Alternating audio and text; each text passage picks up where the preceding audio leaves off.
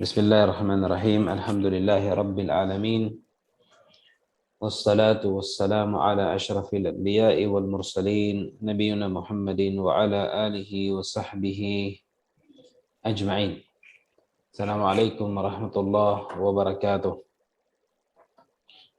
Supurihin natin Allah subhanahu wa ta'ala at pasalamatan at naway ang kapayapaan at pagpapala ay mapasahuling propeta Muhammad sallallahu alaihi wasallam sa kanyang pamilya, sa kanyang mga kasamahan at sa lahat ng tao na tumatahak sa tuwid na landas hanggang sa huling araw.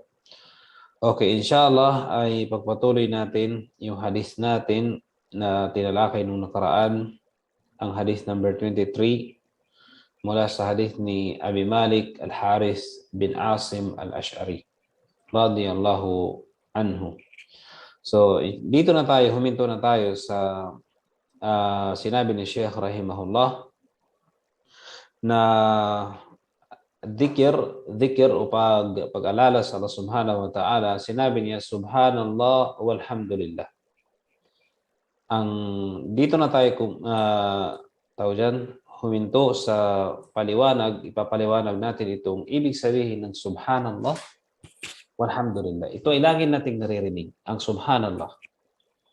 Lagi din nating naririnig ang alhamdulillah.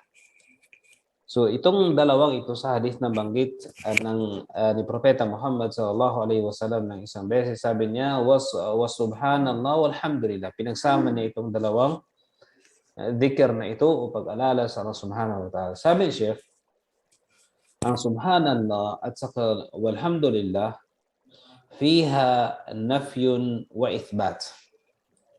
Ano ibig sabihin ng fiha nafyun wa ithbat? Mayroon itong nafi, pag sinabi nating nafi, yung pagtanggi. Mayroon itong pagtanggi at mayroon naman itong pag-affirm. Pagpapatunay. Ito yung ithbat. Katulad ng la ilaha illallah, mayroong pagtanggi at mayroong ithbat. Mayroong pagpapatunay. Saan doon? Yung la ilaha, inafi natin na walang ibang Diyos. Pagtanggi na mayroong pang ibang Diyos. La ilaha. Pagtanggi natin na walang ibang Diyos na karapat dapat sambahin. Pagtanggi natin. So wala nang Diyos. Yung sa la ilaha illallah, mayroong doon nafi at isbat. Yung pagtanggi natin na wala nang ibang Diyos na dapat sambahin. So hindi tayo naniniwala na mayroon pang ibang Diyos na dapat sambahin. Yung affirmation nito, pagpapatunay nito, ay yung ithbat, yun yung pagsabi natin, illallah. Sino lang ang karapat-dapat? Ang Allah subhanahu wa ta'ala na dapat sambahin. So yun yung ibig sabihin ng nafi at ithbat. Dito sa subhanallah, walhamdulillah, saan dito yung nafi? Itong subhanallah.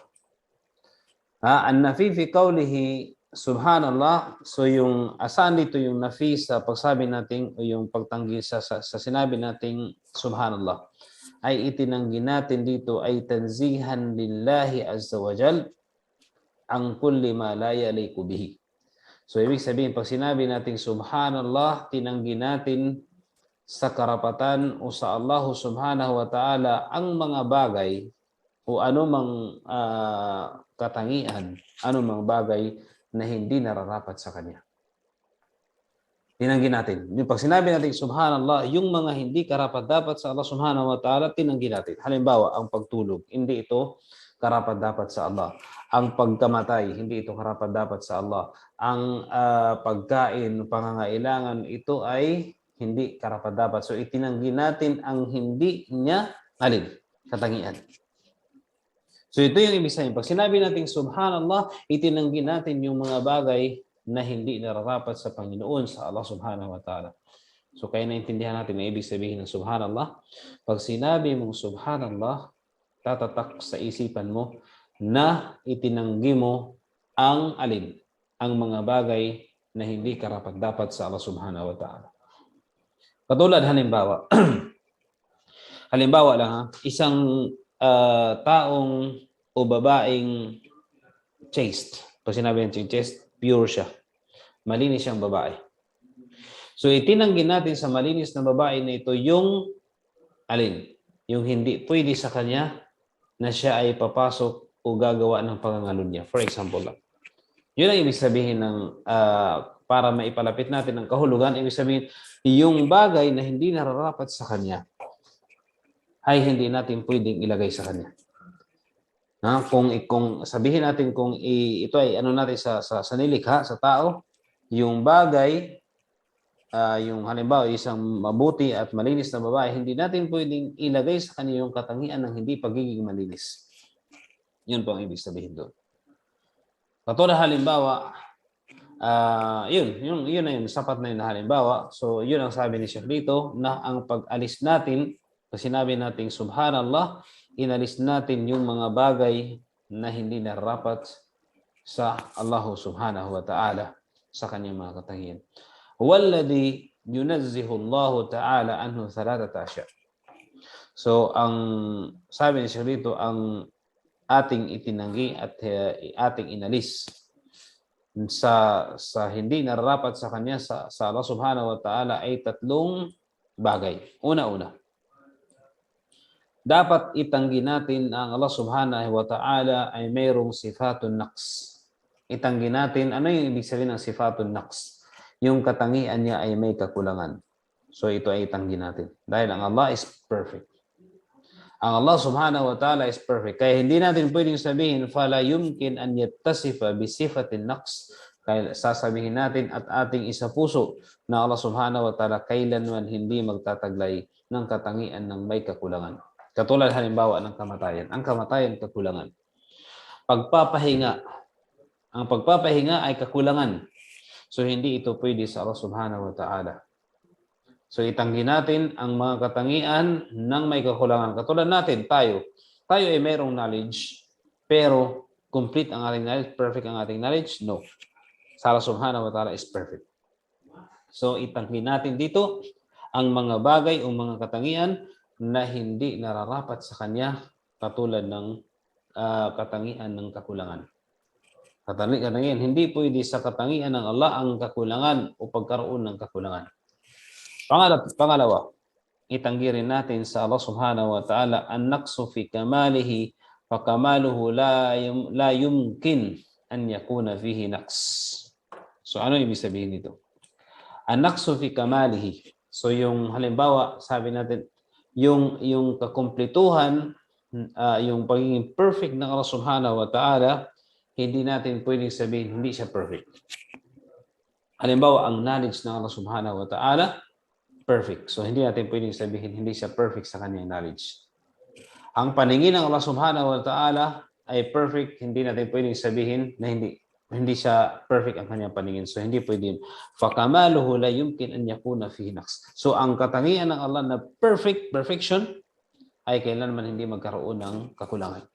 Knowledge, power, kapangyarihan, greatness ng Allah subhanahu wa ta'ala at marami pang iba. So pang-una, hindi natin siya pwedeng lagyan o ibigay o lagyan ng katangian ng kakulangan.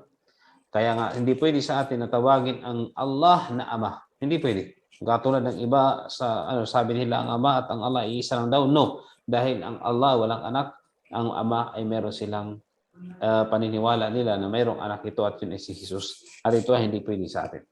Dahil ang Allah ay walang kakulangan. Hindi natin siya pwedeng lagyan ng katangian ng kakulangan. So ang ganoon din ang kanyang pagiging perfect.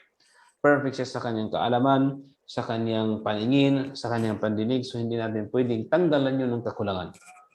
Okay? Ang pangatlo ay hindi natin pwedeng ihalintulad siya sa kanyang mga nilikha. Mumathalatatul makhluk. Kailanman hindi natin siya pwedeng ihambing sa kanyang mga nilikha. Hindi natin siya pwedeng sabihin na Allah ay ganito, katulad ng ganito. So hindi pwede. Dahil kailanman hindi magkaparehas ang tagapaglikha at ang nilikha. So yun po mga kapatid.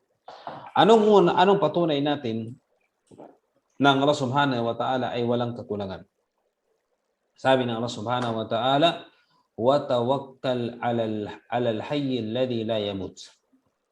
So ang perfection na katangian ng Allah subhanahu wa ta'ala ay laging buhay. So anong tinanggi natin sa Allah dito? Yung hindi niya pagkamatay. So hindi siya mamamatay. Walang kamatayan darating sa kanya. Kasi bakit perfect ang kanyang buhay? So ito yung pagtanggal mo saan? Sa katangian na alin? katangian ng kakulangan. Dahil ang kamatayan is katangian ng kakulangan, ang perfection naman itong lagi siyang buhay. So sabi ng Allah, kayo ay manalig sa may sa al-hayy. Ano ibig sabihin ng al-hayy? Habang walang kamatayan, at yun ang Allah subhanahu wa ta'ala na kung saan hindi siya namamatay. فنفي عنه الموت لأنه فنفى عنه الموت لأنه نقص. So itinanggi natin dito ang maut, ang kamatayan, dahil ito po ay kakulangan. Ang kamatayan is kakulangan. Okay, hindi pwede na ang Allah ay magkaroon ng katangian ng kamatayan. Sabi rin ng Allah subhanahu wa ta'ala, la ta'khuduhu sinah wala nawm. La ta'khuduhu sinatun wala nawm. Sabi niya, kailanman hindi darating sa Allah subhanahu wa ta'ala ng sina. Ano yung sina? Ang sina, ito yung umpisa ng antok. Ano yung umpisa? Yung halimbawa, inaantok ka pa lang, yung umpisa ng pagkaantok mo, yun ang ibig sabihin ng sina. Wala nawm, at yung tulog. Ang Allah subhanahu wa ta'ala hindi darating sa kanya yung sina at yung nawm. Ibig sabihin, yung antok o yung umpisa pa lang ng antok ay hindi darating sa kanya. Paano na kayo yung antok at paano na kayo yung pagtulog? Dahil ang sina at ang nawm, ito po ay katangian ng kakulangan at hindi pwede sa Allah subhanahu wa ta'ala. So yun ang patunay natin na hindi natin pwedeng lagyan ng Allah subhanahu wa ta'ala. Itanggi natin sa kanya yung katangian ng kakulangan. Kaya nga, hindi sa paninira, ayon doon sa nabanggit na sa Biblia na ang Ama daw ay nung lumikha ng iwan ko ano nilikha niya sa unang araw ganito, sa pang-pitong araw sama nagpahinga siya. Hindi ito pwede sa katangian ng Diyos. Ang pagpapahinga ay hindi pwede nating ilagay sa katangian ng Diyos. Bakit? Ang Diyos ay perfect, hindi niya kailangan ng pahinga. Kaya nga sabi ng Allah dito, la ta'khuduhu sinatun wala nawm. Kailanman kahit antok. Kahit yung umpisa ng antok, sina, yun ang tawag nito, yung umpisa ng antok ay hindi darating sa kanya. Paano na kayo yung antok at paano na kayo yung pagtulog? Okay? So yun pang ibig sabihin. So yung mga katangian ng may kakulangan o kakulangan ay hindi pwede sa Allah subhanahu wa ta'ala. Pangalawa, ano ang patunay natin na Allah subhanahu wa ta'ala hindi natin pwede yung kanyang pagiging kumpleto, hindi natin pwedeng lagyan ng kakulangan. Sabi ng Allah, وَلَقَدْ خَلَقْنَا السَّمَاوَاتِ وَالْأَرْضَ وَمَا بَيْنَهُمَا فِي 6 أَيَّامٍ وَمَا مَسَّنَا مِنْ لُغُوبٍ. Subhanallah, napakagandang ayah. Sabi ng Allah subhanahu wa ta'ala, tunay na nilikha namin ang kalangitan at kalupaan at sa pagitan ng kalangitan at kalupaan sa 6 na araw. Sa 6 na araw. So nilikha ng Allah subhanahu wa ta'ala ang kalangitan at kalupaan. Pag sinabi natin kalangitan, mga kapatid, lahat ng nasa taas natin. Yun ang ibig sabihin ng kalangitan. Langit. Ang paraiso at ang langit magkaiba po yan. Ang paraiso, ito yung tahanan ng mga papasukin ng Allah subhanahu wa ta'ala sa tahanan o sa paraiso na doon ay walang hanggang buhay. Ang langit ay anumang nasa taas natin. Pag humarap tayo sa taas, yun ay, ang ibig sabihin nun ay langit. So, sino lumikha nun? Ang Allah subhanahu wa ta'ala. Sabi ng Allah subhanahu wa ta'ala, tunay na aming nilikha ang kalangitan at kalupaan. Ang plural na pagkasabi ng Allah dito, aming nilikha, hindi ibig sabihin marami sila, kung hindi ito ay plural of respect o plural ng pagdadakila. Kasi sa Arabic ay mayroon pong tinatawag na plural ng pagdadakila. Kasi baka sabihin ng marami silang lumikha. No, ang Allah subhanahu wa ta'ala lamang ang nag-iisang lumikha ng kalangitan at kalupaan. Yung plural na binanggit niya dito ay plural of respect o plural ng pagdadakila. Sa mga hindi nakakaalam ng Arabic, wag silang magsabi na marami ang lumikha ng kalangitan at kalupaan. Wrong. Okay. Nilikha ng Allah subhanahu wa ta'ala ng kalangitan at kalupaan at sa pagitan nito sa loob ng 6 na araw. Subhanallah, 6 na araw. 6 na araw lamang nilikha ng Allah subhanahu wa ta'ala ang buong kalangitan at kalupaan at pagitan nito. Okay, meron akong tanong sa inyo. Baka kasi ito ay karagdagang kaalaman. Baka kasi matanong nyo, bakit hindi na lang ginawa ng Allah subhanahu wa ta'ala ang alin? Na gagawin niya sa isang iglap mabuo ang buong kalangitan at kalupaan. Hindi na kailangang umabot ng 6 na araw. Sinong mayroong idea? Kung tutuusin, kaya ng Allah subhanahu wa ta'ala likhain ang kalangitan at kalupaan sa loob ng 1 segundo. Sa loob ng hindi pa abot ng 1 segundo. Magkaroon na kaagad. Kaya ito ng Allah subhanahu wa ta'ala. Pero bakit ginawa niya 6 na araw ang kalangitan at kalupaan? Sino nakakaalam?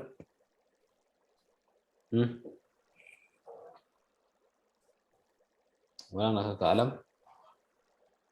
Okay, ako na magsabi.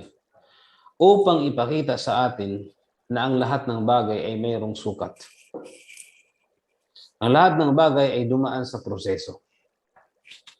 Ang lahat ng bagay ito, ang Allah subhanahu wa ta'ala kaya niyang gawin sa isang iglap. Pero upang ipakita sa atin na lahat ng bagay ay may proseso, mayroong pagdadaanan, mayroong steps, mayroong stages. Okay?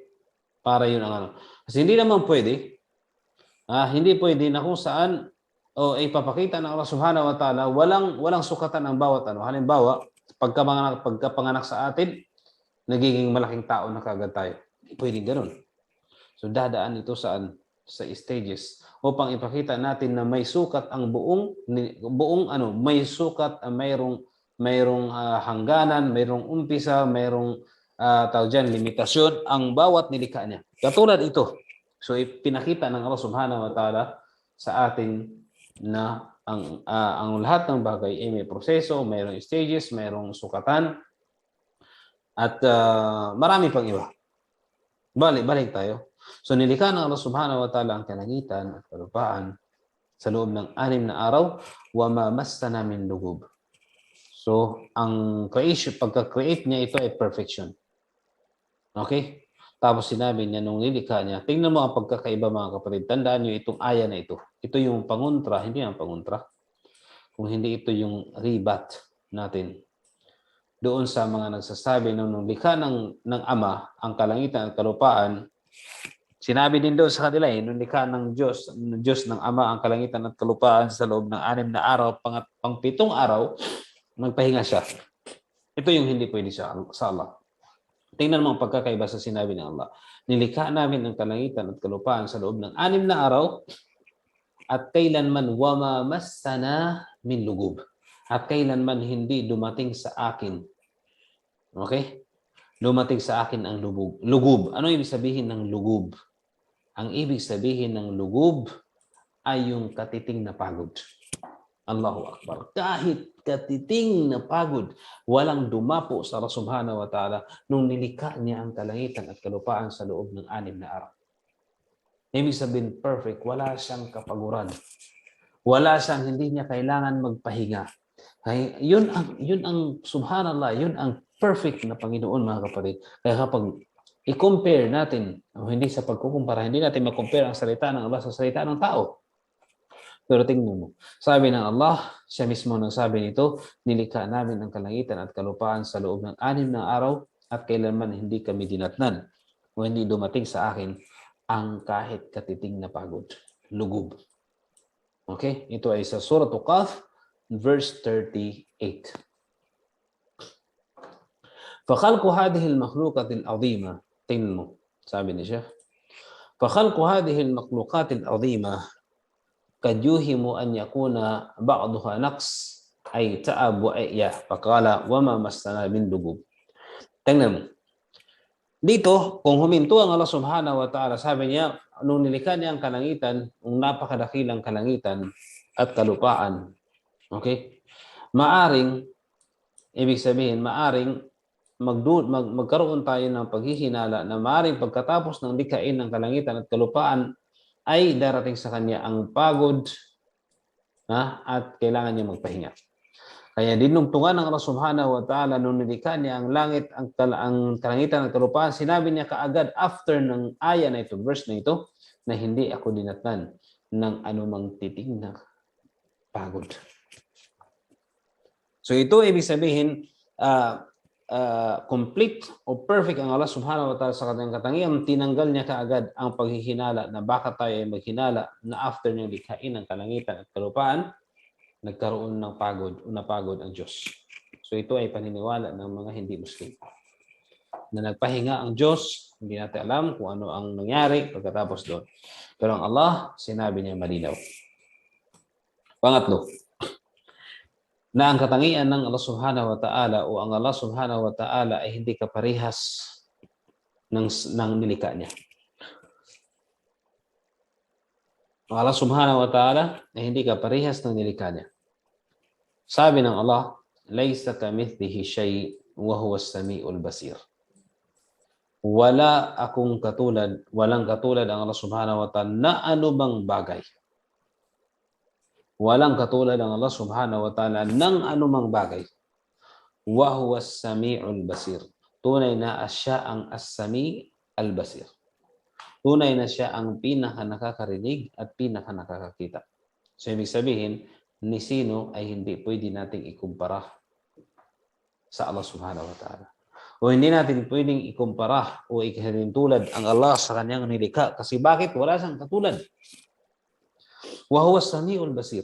Kasi sinabi natin sabi, ang pinaka-nakakarinig at pinaka-nakakita. Itong dalawang katangian na ito, pangalan ng Allah, as-sami' at saka ang basir.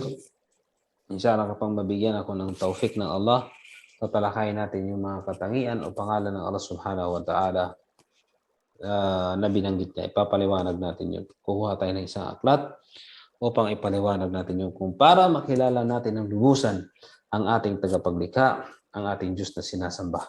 Para hindi tayo matulad sa iba na sumasamba lamang sila na wala silang sapat na kaalaman sa kanilang sinasamba. Okay. Gusto kong bigyan ng emphasis itong as-sami al-basir. Ang as-sami ang pinaka-nakakarinig at ang pinaka-nakakakita. Itong dalawa kapatid na ito at marami pang katangian at pangalan ng Allah, sapat na ito upang maging matuwid ang isang tao. Bakit? Ang sami, kapag iniisip mo na ang Allah ay nakakarinig sa lahat ng sinabi mo, isipin mo yan. At tunay na ang Allah ay nakakarinig sa lahat ng sinabi mo. Magsasalita ka pa ba? At kung ikaw ay may takot sa Allah, magsasalita ka pa ba ng ikakagalit ng Allah? Katulad ng pagmumura, katulad ng panliliba, katulad ng pananakit na salita o anumang salita na walang kwenta, gagawin mo ba yun na iniisip mo na naririnig ka ng Allah subhanahu wa ta'ala? Hindi. Kaya magiging matuwid ang pananalita mo. Hindi ka magsasalita maliban sa kabutihan. Dahil alam mo na narinig ka ng Allah subhanahu wa ta'ala at lahat ng sinabi mo ikinakalugod niya. So wala kang pwedeng ipalabas sa bibig mo o sa dila mo maliban ang kabutihan. Pagbabasa ng Quran, pagdidikir, pagpapayo, paggalang, pagrespeto, ganyan, yun ang pinapalabas mo. Dahil alam mo na naririnig ka at nalulugod sa iyo ang Allah sa sinabi mo. Basir, ano naman ang ibig sabihin ng al-basir? Ang pinaka-nakakakita. Kung alam mo na ikaw ay nakikita ng Allah, gagawa ka ba ng bagay na ikakagalit niya? Samantalang nakikita ka niya kahit saang sulok ka magpunta. Kahit saang sulok ka magpunta, nakikita. Mayroon kang Diyos na nakakita sa lahat ng ginawa mo. So ngayon, ang gagawin mo, gagawa ka ba ng bagay na nakakagalit at kinakahiya mo sa Diyos? Hindi. Kung tunay na ikaw ay may takot sa Allah. So dito, ibig sabihin, ang galaw mo ay gagawin mo lamang sa mga ikalulugod ng Allah, katulad ng pagtulong, katulad ng pag-aaral, katulad ng pagdarasal, katulad ng fasting. Ito lamang ang gagawin mo kasi alam mo na nakikita ka ng Allah. At yung mga bagay na haram, na hindi niya nagugustuhan at kinakagalit niya, ito ay iniiwasan mo. Subhanallah. So ganun po mga kapatid sa pananampalatayang Islam. Sabi siya dito, hatta fil kamal alladhi huwa kamalul makhluq fallahu ta'ala la yumathiluhu. So katulad ng Allah subhanahu wa ta'ala perfect, wala ni isang nilikha na hindi na ikukumpara natin sa Allah subhanahu wa ta'ala. Sabi ni Sheikh, fa in qala qa'il, kapag mayroong nagtanong, Mumathalatul makhluk naqsun fala hajata ila dhikri. So, ang pagko-compare natin sa Allah sa kanyang nilikha ay kakulangan na hindi na natin ito binanggit. Wa wajhu kanu mumathalatul makhluk naqsan an tumathilul kamil bin naqis yajaluhu naqisan bal qad qala al-sha'ir alam tara anna as-sayfa yanqusu qadrahu idza qila inna as-sayfa amda min al-asa.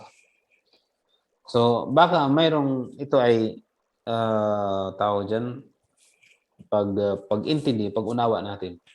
Kung atin daw ikumpara ang perfect sa hindi perfect, ito daw ay hindi mainam. Dahil parang nilagay natin ang perfect doon sa kinumpir na hindi naman dapat dapat nating gawin. Kasi perfect na siya, hindi na kailangan Ito mga kapatid sa pananampalatayang Islam, sabi niya, nanusu ala nafhi mumathalat li umuri thariya. Ang sagot natin dito, kasi baka sabihin, bakit i-compare pa natin ang perfect ang Allah subhanahu wa ta'ala sa kanyang mga nilikha na alam naman natin ito. Okay, ang sagot natin dito, li'annaha ja'at fil Qur'ani kama qala ta'ala. Dahil ito po ay dumating sa Allah. At sinabi mismo ng Allah, wala siyang katulad na anumang bagay. Wala siyang katulad na anumang bagay. Laysa kamithlihi shay'. Wa huwa as-sami'ul basir. Para sinabi niya na wala siyang katulad na bagay. Una-una, binanggit natin to. Binanggit natin to. So yun ang Tapos, pangalawa, anna tamthil al-kamil bin naqis yaj'aluhu naqisan. Wa'alam anna qawluka nafy al-mumathala awla min qawlika nafy al-mushabaha li'annahu lafz alladhi ja'at al-Qur'an. So, pangalawa, mga kapatid, pag ang tumathil al-kamil bin naqis yaj'aluha naqisan, alamin natin. Sabi niya, anna qawluka nafy al-mumathala awla min qawlika nafy al-mushabaha. Magkaiba kasi yung sabi niya, pagko-compare natin, saglit lang. Magkakaiba yung pagko-compare natin at paghahambing, parang paghahambing natin. Ano bang tama? Kasi iba yung sa Arabic kasi iba yung mumathala at iba yung musyabaha. Ang narapat sa atin ay yung hindi pagko-compare. Yung paghahalin tulad. Isa lang kasi yan, kahulugan yan eh. Wallahu alam, kasi ang narapat sa atin, na dapat natin ipakilala lamang, iparating lamang natin sa Subhanahu wa Ta'ala na iparating natin sa ating isipan na mayroong mataas sa atin. Na mayroong perfect at hindi natin lagyan ito ng anumang kahalintulad. Na siya ay perfect na. Para ipakita natin sa paano natin malaman halimbawa na ang score mo perfect. Kung hindi mo alam kung ano talaga ang hindi perfect. Di ba? Halimbawa, nakakuha ka ng score na 10. Hindi mo alam kung ano ang hindi perfect na score. Nakakuha ka lang ng 10, hindi mo alam kung ang perfect pala is 10 at mayroon nakakuha na 7. Hindi at alam. Pwede rin naman ang perfect 7. So, pag sinabi natin ang perfect 7, ibig sabihin ang 2, ang 3, ito yung hindi perfect. So dito natin malaman na hindi malayo ang pagkaunawa dito, ang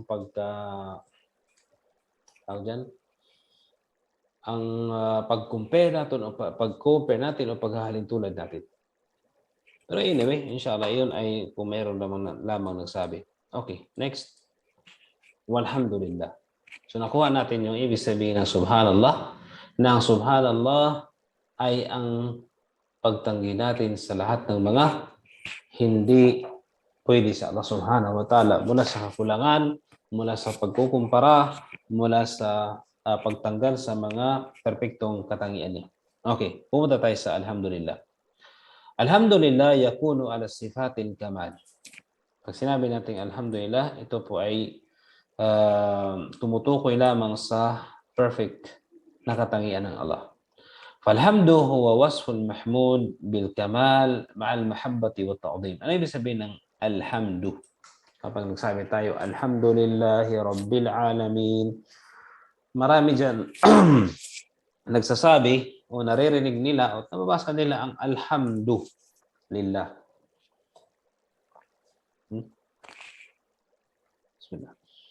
Sinabi nila, alhamdulillah. Pero hindi nila naunawaan ang ibig sabihin ng alhamdulillah. Ang ibig sabihin ng alhamdulillah ay nagpapasalamat ka sa Allah subhanahu wa ta'ala.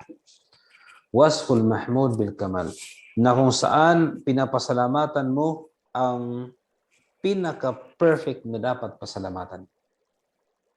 Sino yun? Allah subhanahu wa ta'ala. At makukuha mo ang pagpapasalamat na ito ma'al mahabba. Nag-alhamdulillah ka dahil minahal mo ito at dinakila mo ito. Sino yun? Ang Allah subhanahu wa ta'ala. So nagpasalamat ka sa Allah subhanahu wa ta'ala dahil dahil minahal mo siya at dinakila mo siya. Dahil minahal mo siya at dinakila mo ang Allah subhanahu wa ta'ala, fatakunu hadhihi al-jumlah. Ay itong jumla na ito, itong itong sentence na ito, subhanallah walhamdulillah, fiha nafyun naqs bi anwa'i thalathati wa ithbatul kamal. So kaya itong pagsabi natin ng alhamdulillah, ito po ay yung subhanallah at alhamdulillah. Yung subhanallah ito po ay pagtanggi. Yung alhamdulillah naman ito yung pag-affirm o pagpapatotoo na ang Allah is perfect, na kailangan pasalamatan at may kasamang pagmamahal at pagdadakila. Yun po ang subhanallah walhamdulillah. Punta tayo dito sa next. Sabi ni Propeta Muhammad sallallahu alaihi wasallam, tamla'ani aw tamla'u ma bayna as-sama'i wal ard. So itong tamla'ani at saka tamla'u, ang rawi o ang narrator dito ay mayroon siyang 50-50 ang kanyang kung ang nasabi ba ni Propeta Muhammad sallallahu alaihi wasallam ay tamlaan or tamlao. Pero ang kahulugan nito ay same. Okay. Ito nga lang is singular form, ito ay plural form, dual form. Sabi niya dito, tamlaani, sabihin pupunuin ng dalawang ito or pupunuin nito isa lang ang pagitan ng kalangitan at kalupaan. Nang alin? Itong subhanallah walhamdulillah, kapag sinabi niya, ay pupunuin nito ang kalangitan at kalupaan. Walladhi bayna as-sama'i wal ard masafatan la ya'lamuha illa Allah. Subhanallah. Alam ba natin mga kapatid sa pananampalatayang Islam, ang sa pagitan ng kalangitan at kalupaan, kung ilan ang distansya nito? Hindi natin alam. Ang alalamang ang nakakaalam kung ano ang sukat o anong distansya ng kalangitan at ng pagitan ng kalangitan at kalupaan. Walang nakakaalam sa sukat nito. Pero sabi natin, ang subhanallah at alhamdulillah, pupunuin niya ang pagitan ng kalangitan at kalupaan. Ganun kalaki ang reward ng pagsabi ng subhanallah walhamdulillah. Kaya palagiin natin magsabi subhanallah, subhanallah, walhamdulillah, walhamdulillah, subhanallah, walhamdulillah, subhanallah, walhamdulillah. Huwag natin itong kalimutan mga kapatid. Ito yung magiging baon natin sa kabilang buhay. Hindi natin alam kailan tayo bawian ng Allah subhanahu wa ta'ala ng buhay. Alis man lang, mayroon tayong reward, mayroon tayong nasabing subhanallah, walhamdulillah, kasama ng sala natin, kasama ng fasting natin, kasama ng sadaka natin. Subhanallah, inshallah sa paraan na ito, magkakaroon tayo ng reward at inshallah papasukin tayo ng Allah sa paraiso. Amin. Wa dhahirul hadith annaha tamla'u ma bayna as-sama'i wal ard wa laysa fi mantiqatika wahdaka bal fi kulli al-manatiq. So ang sabi ni Sheikh, ang tawag diyan, ang naintindihan niya sa hadith, sabi niya, annaha tamla'u ma bayna as-sama'i wal ard. Laysa fi mantiqatika wahdak. So ang tinutukoy dito ay buong kalangitan at kalupaan, hindi yung sa lugar mo lang. Ang buong kalawakan, buong kalangitan at kalupaan ay mapupuno po, subhanallah, ng subhanallah walhamdulillah. Ibig sabihin, napakalaki ng reward. Hindi lang yung lugar mo ang mapupuno, kundi ang buong kalangitan at kalupaan. Yun po ang tinutukoy dito. Tapos, sinabi ni Sheikh, Sinabi ni Propeta Muhammad sallallahu alaihi wasallam, "Was-salatu nurun." Was-salatu nurun. At ang sala is nur. Ano yung sabihin ng nur? Liwanag. Ang tinutukoy dito na salatun nur ay salatul faridatu wan nafila nur.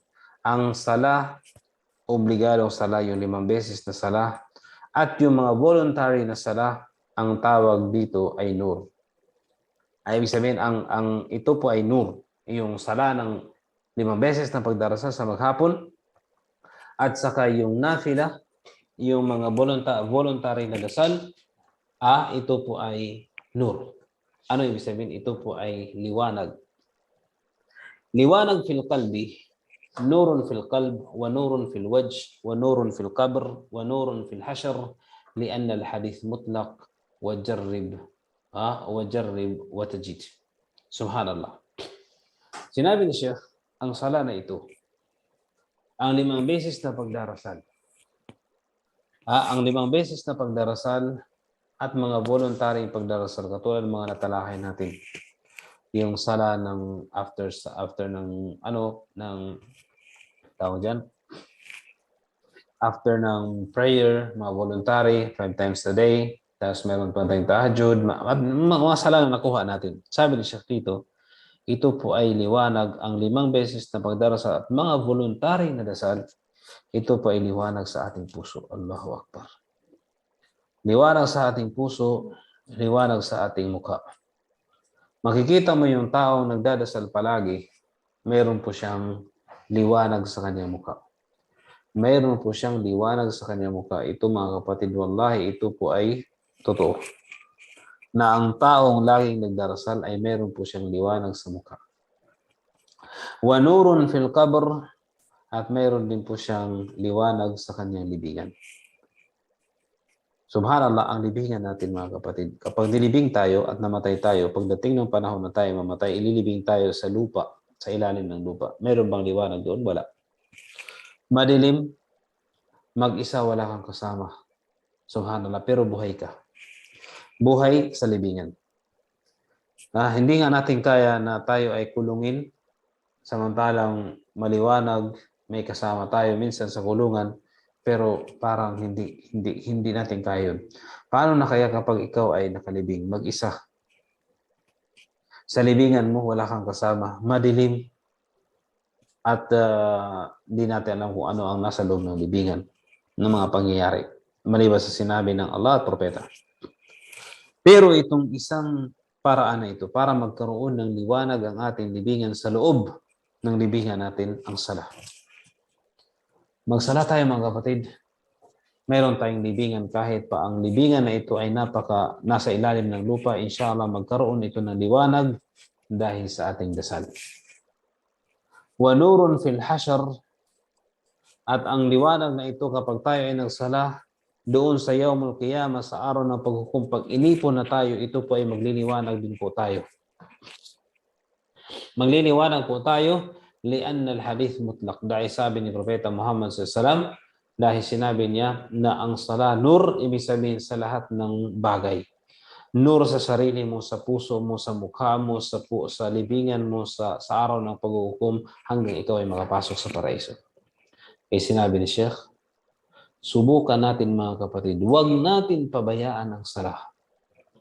Yung ilalagay natin sa puso natin, mamimiss natin lagi ang sala, inshallah, yun po ang magiging liwanag natin dito sa mundo at sa kabilang buhay. Magliliwanag ang ating mukha. At ito po ay makakatulong sa atin sa anumang problema na kinakaharap natin. Lalong-lalo na sinabi ni Propeta Muhammad SAW, ito ay nur, ito ay liwanag. Sabi ni Sheikh, إذا صليت الصلاة الحقيقية التي يحضر بها قلبك وتخشع جوارحك تحس بأن قلبك استنار وتتلذذ بذلك غاية الالتذاذ. ولهذا قال النبي صلى الله عليه وسلم جعلت قرة عيني في الصلاة. Sabi ni Propeta Muhammad, sabi ni Sheikh dito, kapag ikaw ay nagsala, yung tunay na dasal, na kung saan nandun sa puso mo, nandun sa sala mo yung puso mo, mayroon kang concentration, mayroon kang pagiging mataimtim na pagdarasal. Sabi ni Sheikh dito, makakamtan mo at mafe-feel mo na ang puso mo ay nagliliwanag at nasasarapan sa dasal. Kapag na-feel mo ito mga kapatid sa pananampalatayang Islam, yung parang ang gaan nung makapagsala ka, ang sarap ng pakiramdam mo kapag nung nakapagsala ka, ibig sabihin pumasok sa iyo yung nur. Hindi ito yung nur na literal, kung hindi nur na liwanag, spiritually. Pwede rin ito, yung nur sa mukha mo, nakikita ito ng mga tao, malalaman nila na ikaw ay nagsasala kasi makikita yun sa mukha mo. Subhanallah. Kaya sanabi ni Propeta Muhammad sallallahu alaihi wasallam, ju'ilat qurrata aini fi salah. So sinabi ni Propeta Muhammad sallallahu alaihi wasallam, ginawa sa akin ng Allah subhanahu wa ta'ala na ang pinakakaibig-ibig o yung apple of the eye ni Propeta Muhammad sallallahu alaihi wasallam ay ang salah. Sana ganito din tayo. Yung iba, kapag dumating na yung oras ng sala, parang mabigat sa kanilang puso, mabigat sa kanilang sarili, sala na naman, magwudu. Naka-make up na ako, sabi niya, naka-make up na siya, tapos maghuhugas, magwudu dahil na-break ang kanyang wudu, tapos magsasala. Mga kapatid, a'udhu billah. Ano lang ba, i-compare mo ba yung pag-make up natin, o yung pagpapaganda natin, pag-lipstick natin, o yung i-compare mo yung sa sala? Ano ang gusto mo, yung make up mo, yung sala? O yung pagpapahinga, yung tulog? Nakatulog na, ibig sabihin, nakatulog na tayo ng Fajr, babangon tayo para magsala. Mga kapatid, i-compare natin anong halaga ng tulog na ito kung compare natin sa sala. Ang sala makapagligtas sa atin sa kabilang buhay. Ang tulog natin, ito ay temporary. Pwede naman tayong bumalik matulog after natin magsala. Gampanan lang natin. Pero ang sala, kapag ginampanan natin ang sala, dapat ito ay taimtim sa ating mga puso, sa ating sarili, sa ating kaluluwa, upang makamtan natin ang tunay na liwanag na sinasabi ni Propeta Muhammad sallallahu alaihi wasallam dito, was-salatu nur. Ang nur, ang sala mga kapatid, huwag natin pabayaan. Huwag natin pabayaan. Ito yung isa sa pinakahuling habilin ni Propeta Muhammad sallallahu alaihi wasallam na bago siya mamatay. Bago siya mamatay, sinabi niya, nagsala na ba ang mga tao o as-salatu, huwag pabayaan ang sala o kamakala sallallahu alaihi wasallam. So, ang sala mga kapatid, voluntary man ito o obligado man ito ng sala, ay inshallah gagawin natin. Next. Meron ba tayong oras? Meron pa. So, kukunin natin inshallah. Next, sabi ni Propeta Muhammad sallallahu alaihi wasallam, was sadaqah. Ano ibig sabihin ng sadaqah? Ang ibig sabihin ng sadaqah ay yung pagbibigay mo ng kayamanan ng pera sa nangangailangan. Ang pagbibigay mo ng kayamanan o pera o halaga, small amounts, na doon sa mga nangangailangan. Yung nangangailangan. Taqarruban ila Allah Ta'ala, na binigay mo itong kayamanan na ito bilang alin? Bilang pagsunod o para upang ikaw ay maging mapalapit sa Allah Subhanahu wa Ta'ala. Para ikaw ay mapalapit sa Allah Subhanahu wa Ta'ala. Taqarruban. Ginawa mo ito upang mapalapit ka sa Allah Subhanahu wa Ta'ala. Ito yung paraan mo upang maging malapit tayo sa Allah Subhanahu wa Ta'ala. Ang sadaqah at ang zakah ito yung obligado. Pero minsan ang sadaqah sa banal na Quran, minsan ang sadaqah ito ay ang tinutukoy dito ay zakah. Pero kung atin itong ihiwalay, ang ibig sabihin ng zakah ito yung obligado na ginagawa natin, na magbibigay tayo ng kawang gawa, obligadong zakah sa panahon na nilagay ng batas ng Islam sa halaga o minimum amounts sa mga may kakayanan. Pero ang sadaka, any amount. So, magbigay ka ng pera, 10, 20 sa mga nangangailangan, magbigay ka ng pagkain. Hindi ang sadaka tungkol sa kayamanan lamang, pagkain, inumin, pagngiti, yung pagtulong, sadaka yan. yung pagbigay ng kayamanan o pera pag nangailangan siya, yun ay tinatawag na sadaqah. Sinabi ni Propeta Muhammad sallallahu alaihi wasallam, burhanun. Ang sadaqah ay burhan. Ang sadaqah ay burhan. Ay ibig sabihin ng burhan, dalilun ala sidqi imanil mutasaddiq. Ang ibig sabihin ng burhan na ang sadaqah daw ay burhan dahil ang sadaqah daw, sabi niya, ito ay dalil, patunay. Saan? Sa pagiging makatotohanan ng isang taong nagbibigay ng sadaqah. Ibig sabihin, hindi magbibigay ang isang tao ng sadaqah kung hindi siya totoo sa kanyang binigay. Dahil ang sadaqah, mga kapatid, hindi kailangan makita at malaman ng mga tao. Maliban na lamang kapag, pag gusto mong i-encourage ang mga tao. Pero halimbawa, ang sadaqah, ang pinaka-normal ng sadaqah, kailangan walang nakakalam, ikaw lang at saka yung binigyan mo. Walang nakakalam. Hindi pwede sa atin yung ilagay mo, i-post mo yung pangalan mo o ano mo na ikaw ay nag-donate ng ganito, ikaw ay ang gumawa nito para sa ano. Hindi. Katulad ng ginagawa ng mga politician ngayon, subhanallah. Yan po ay hindi pwede sa Islam. Ang sa Islam ay kung ano ang binigay mo, ay ikaw lang nakakaalam. Kaya sinabi ni Propeta Muhammad sa Islam, sa araw ng paghuhukom, mayroong 7 uri ng tao na papasilungin niya sa lilim na walang lilim maliban ang lilim ng Allah subhanahu wa ta'ala sa araw ng paghuhukom. Dahil ang araw na yun, ang araw sa panahon na yun, napakalapit, napakainit. Ang impyerno, napakalapit, napakainit. At maraming tao napakainit. So papasilungin ng Allah subhanahu wa ta'ala. Isa dito sa nabanggit ay yung isang taong nagbigay ng sadaqah na walang nakakaalam na nagbigay siya ng sadaqah. Kahit yung kanyang kaliwang kamay.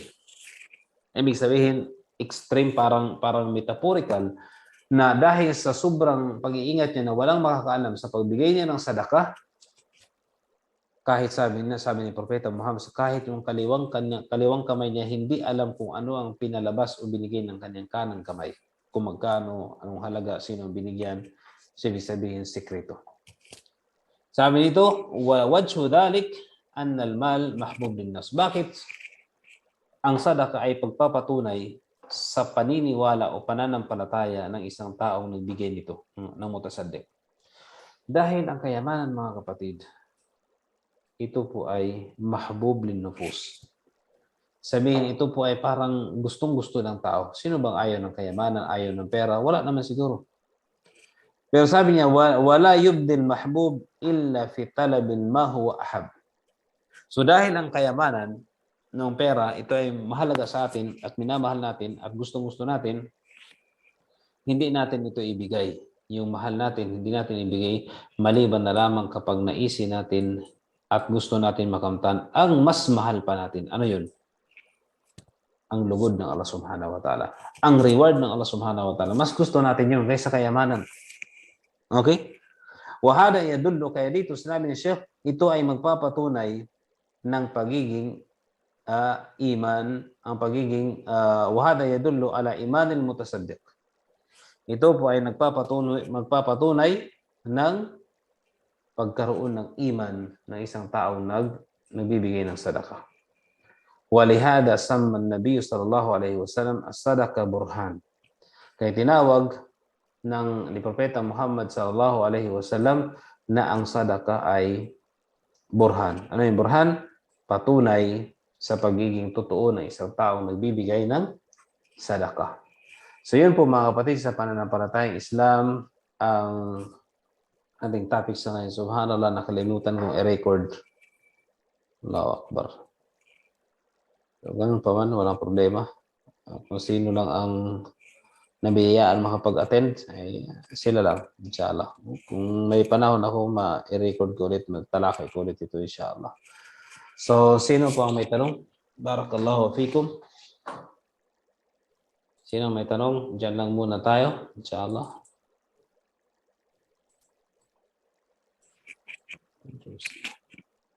Walang tanong?